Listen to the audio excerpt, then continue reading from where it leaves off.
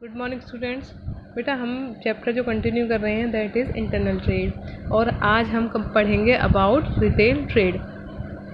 तो retail trade के बारे में बेटा मैंने पहले भी बताया है कि रिटेल ट्रेड जो है वो आपकी होलसेल ट्रेड से नीचे आती है। ये भी एक हमारा इंटरमीडिएट है, मिडिल मैन है between the wholesaler and consumer. ठीक है, तो रिटेलर किस किस के बीच में लिंक है, किस किस के बीच में कड़ी है, होलसेलर के बीच में और कस्टमर या कंज्यूमर के बीच में। तो चलिए पढ़ते हैं अबाउट रिटेल ट्रेड।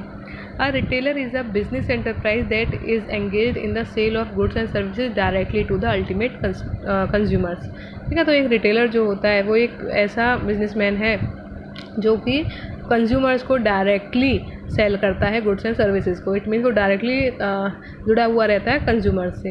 ही और she normally buys goods in large quantities from the wholesalers and sell them in small quantities to the ultimate consumer. He और she represent the final stage in the distribution where goods are transferred from the hands of the traders to final consumers or users. Retailing is thus that branch of business which is devoted to the sale of goods and services to the ultimate consumers for their personal या non business use. ठीक है, तो हमें यहाँ से समझ आया कि रिटेलर जो होता है वो जो डायरेक्टली कंज्यूमर से ही जुड़ा हुआ रहता है, वो डायरेक्टली कंज्यूमर को सेल करता है। एक रिटेलर जो है वो होलसेलर से सामान खरीदता है, और जिस अमाउंट में एक होलसेलर उससे मैन्युफैक्चरर से सामान खरीदता है उससे कम अमाउंट में ये खरीदता है, और फिर ये कस्टमर्स को उनके यूज़ के लिए, चाहे वो पर्सनल यूज़ है या नॉन बिजनेस यूज़ के लिए खरीद रहे हैं, उनको वो सेल कर देता है। There may be different ways of selling the goods, that is personally, on telephone or by vending machine. Also the products may be sold at different places, that is at a store, at consumer's house or at any other place. ठीक है, तो अलग अलग तरीके जो है वो retailers अपनाते हैं अपने सामान को सेल करने के लिए।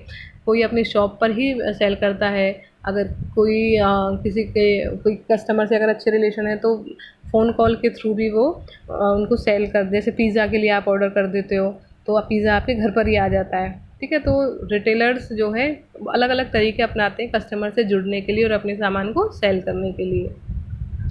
Some of the common situations that we encounter in our daily life, for example, are the sale of ball pens or some magic medicines or book of jokes in the roadways, buses, the sale of cosmetic, detergent powder, door-to-door sales, and the sale of vegetables by the roadside by the small farmers। अब देखो कितने सारे examples दिए हैं, ये हम आपने अपने आसपास ज़रूर देखे होंगे।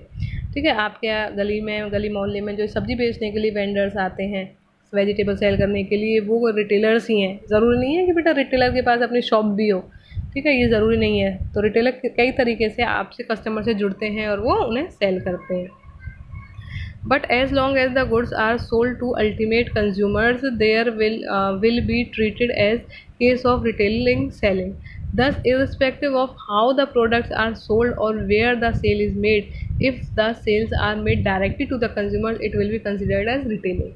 ठीक है, तो ज़रूर, जैसे मैंने अभी आपसे कहा कि ज़रूरी नहीं है रिटेलर्स के पास खुद की शॉप हो। रिटेलर चाहे कोई भी किसी भी तरीके से कस्टमर को अगर डायरेक्टली सेल कर रहा है, ठीक है, ध्यान रखेंगे, अगर कोई भी सेलर जो है वो डायरेक्टली कस्टमर से लिंक हो रहा है, कस्टमर को सेल कर रहा है, तो वो रिटेलिंग में आता है। A retailer perform different functions in the distribution of goods and services.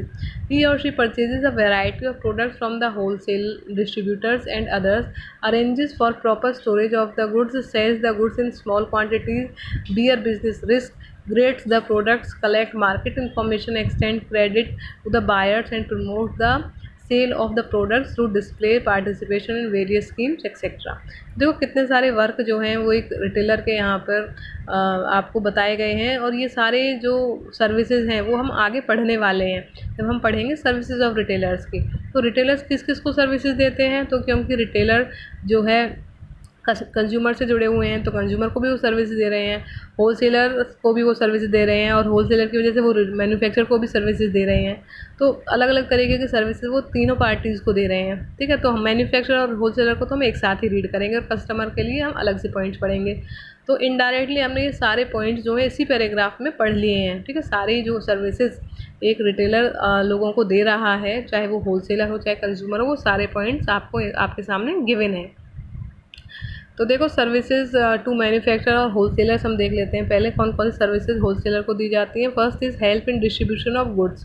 ठीक है, डिस्ट्रीब्यूशन ऑफ गुड्स में ये बहुत हेल्प करते हैं, बहुत इजी पॉइंट है क्योंकि रिटेलर जो है वो होलसेलर से अलग अलग क्वांटिटीज़ में अलग अलग आइटम्स को अपने पास लेकर आते हैं और फिर उन्हें वो सेल करते हैं। तो डिस्ट्रीब्यूशन ऑफ गुड्स जो है वो बहुत ईजीली उनका हो जाता है।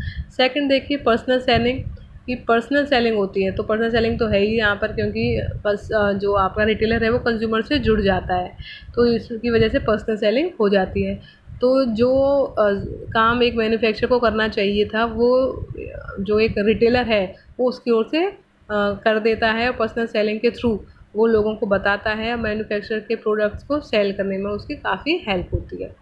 थर्ड देखिए enabling large scale operations. Large scale operations जो हैं वो हो पाते हैं किसके, होलसेलर्स के या फिर आपके मैन्युफैक्चरर्स के, क्योंकि रिटेलर्स जो हैं वो अलग अलग लोगों से पहचान होने की वजह से अलग अलग कस्टमर्स के ऑर्डर्स अपने पास लेते हैं और उन्हें पता होता है कि उनका कितना जो प्रोडक्ट्स हैं वो कितने टाइम में सेल हो जाते हैं। तो उसकी वजह से वो आगे होलसेलर को ऑर्डर देते हैं और होलसेलर जो है मैन्युफैक्चरर को ऑर्डर देता है, तो वो लार्ज स्केल पे अपने एक्टिविटीज़ ऑपरेशंस को कर पाते हैं। ये पॉइंट बेटा हम पहले भी कर चुके हैं।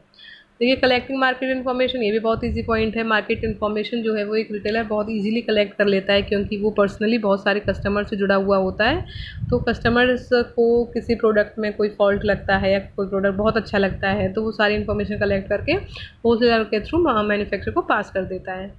देन देखिए हेल्प इन प्रमोशन, तो ये भी बहुत अच्छा पॉइंट है कि गुड्स जो हैं, गुड्स या सर्विसेज जो प्रोडक्ट्स हैं उनका प्रमोशन जो है वो रिटेलर के द्वारा ही होता है। अगर कोई मैन्युफैक्चरर ने कोई नया प्रोडक्ट तैयार किया है, नया कोई गुड बनाया है, तो उसके सारे प्लस पॉइंट्स, उसमें क्या क्या नई खूबियां हैं, सारी चीज़ें जो हैं रिटेलर पर्सनली लोगों को बताता है, कस्टमर्स को बताता है, तो प्रोडक्ट्स का प्रमोशन जो है वो हो पाता है। आगे देखिए सर्विसेज टू कंज्यूमर्स, आपका नेक्स्ट पॉइंट है। कंज्यूमर्स को क्या सर्विसेज दी जाती हैं, रेगुलर अवेलेबिलिटी ऑफ प्रोडक्ट्स। ठीक है, क्योंकि रिटेलर जो है वो रेगुलरली अपनी दुकान पे, अपनी शॉप पे या अपने स्टॉक को कम नहीं होने देता है, जिसकी वजह से कस्टमर जो है उसको इरेगुलरिटी नहीं फील होती है, गुड्स जो है टाइम टू टाइम उन्हें अवेलेबल होते हैं। Then next new product information, बहुत ईजी है। न्यू प्रोडक्ट्स कोई अगर लॉन्च हुआ है तो उसके बारे में इन्फॉर्मेशन अगर एडवर्टीजिंग के थ्रू नहीं मैन्युफैक्चरर प्रोवाइड करवा रहा है तो रिटेलर्स जो हैं वो उस प्रोडक्ट के बारे में लोगों को बताते हैं, अपने कस्टमर्स को बताते हैं। Then convenience in buying, buyers को कन्वीनियंस रहता है बाइंग में। बायर्स जो हैं वो कभी भी जाकर, क्योंकि ये रिटेलर्स आसपास की दुकानों पर ही रहते हैं या फिर अगर वो वेंडिंग के थ्रू सेल कर रहे हैं तो बहुत इजीली जो है कस्टमर्स जो हैं वो बाइंग कर सकते हैं। देन है वाइड सिलेक्शन की जो चॉइस है वो कस्टमर्स को मिल जाती है। ऐसा नहीं है कि होलसेलर तो बेटा मोस्टली एक ही तरीके के प्रोडक्ट्स अपने पास रखता है, लेकिन रिटेलर जो है वो अलग अलग होलसेलर से अलग अलग वैरायटी के गुड्स अपने पास रखता है। तो वहाँ पर रिटेलर्स जो है वो कंज्यूमर्स को एक चॉइस दे देता है कि वो उन्हें अगर एक प्रोडक्ट पसंद नहीं है तो उसी की तरह का दूसरा जो प्रोडक्ट है मिलता जुलता, वो चाहें तो उसे पसंद कर सकते हैं। तो सिलेक्शन की चॉइस मिलती है। Then after sale services, retailer देखो आफ्टर सेल सर्विसेज क्या होती हैं बेटा, आफ्टर सेल सर्विसेज वो सर्विसेज होती हैं जो कि सेल के बाद में भी दी जाती हैं। ठीक है, सेल के बाद में जब एक प्रोडक्ट सेल कर दिया गया उसके बाद में कोई फ्री ऑफ कॉस्ट अगर सर्विस दी जाती है तो वो आफ्टर सेल सर्विसेज होती है। तो एक या दो बार तो बेटा वो फ्री ऑफ कॉस्ट होती है, उसके बाद फिर उसके चार्जेस होते हैं, वो हमारी आफ्टर सेल सर्विसेज होती है। देखो इस पॉइंट को पढ़ देते हैं, ये नया पॉइंट है आपके लिए। That retailers provide important after-sales services in the form of home delivery, supply of spare parts, and attending to customers. This becomes an important factor in the buying decision of repeat purchase of the products. ठीक है, तो अगर किसी customer को ये service बहुत अच्छी लगती है, मोस्टली तो सभी को ये सर्विस अच्छी लगती है कि जैसे आपने कोई नया सामान ख़रीदा है, उसमें कोई दिक्कत हो जाती है न्यू में ही, तो आप शॉप पे फ़ोन करेंगे और वो आपके घर आके उस प्रॉब्लम को सॉर्ट आउट करके जाएंगे। या फिर जैसे फ्री होम डिलीवरी है बेटा, या होम डिलीवरी फ्री भी नहीं है तो चार्जेस अगर ले रहे हैं, अगर होम डिलीवरी है तो वो भी बहुत एक अच्छी फैसिलिटी होती है, वो भी आफ्टर सेल सर्विस में ही आती है।